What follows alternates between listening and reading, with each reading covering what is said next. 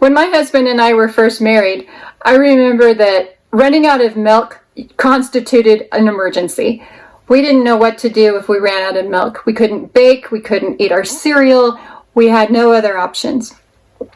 In the last few years, I've had reasons to switch to non-dairy versions of milk, and I've discovered that there are so many options out there. I laugh at my younger self for panicking when I ran out of milk. So I'm going to give you some options, because even if you like to drink milk on a regular basis, but you're trying to avoid having to go to the store to buy more, just to stretch yourself out between trips, these are some ideas that can really meet that need and open your mind to some really great alternatives that frankly make life a whole lot easier.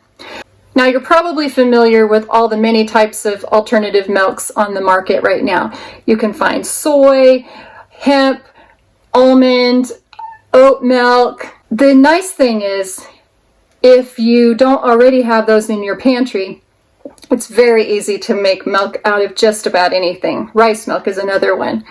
The number one go-to in our family is to just grab any type of nut that we happen to have on hand.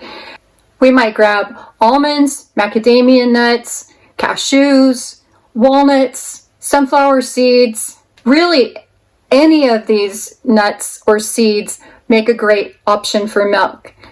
When we're ready to make our milk, we grab 1 cup of our nut or seed of choice, put it in a blender with 3 cups of water, put the lid on, and push the button. It's as simple as that. We run the blender on high until the milk looks nice and smooth.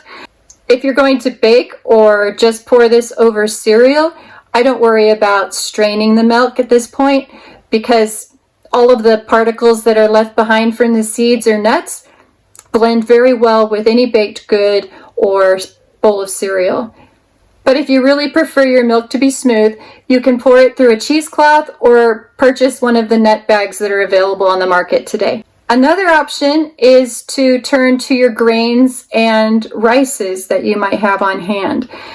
Anything that is a grain or a rice can be turned into a milk.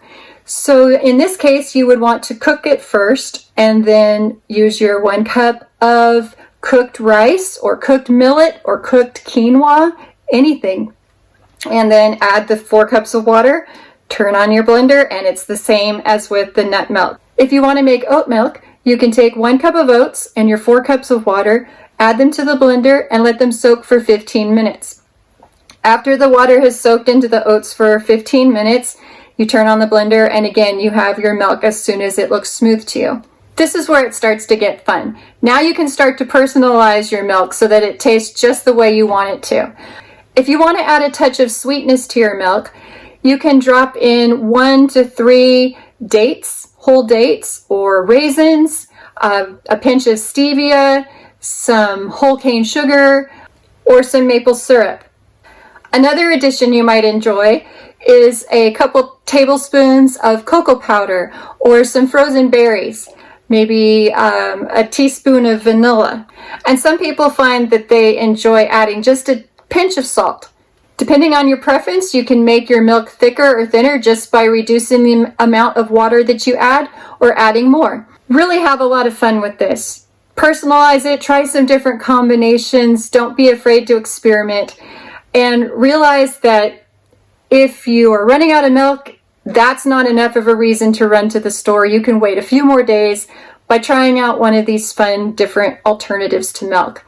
My name is Maren Vance, and this video was brought to you by Vance Physical Therapy and Wellness and Just Sprouting Together. And we've put a lot of videos together to help you find creative ways to get through this pandemic smoothly and with as little stress as possible. We'd love to hear your reaction to today's video. So leave us a comment or give us a suggestion for another video in the future. We hope you're making the most of it and staying healthy.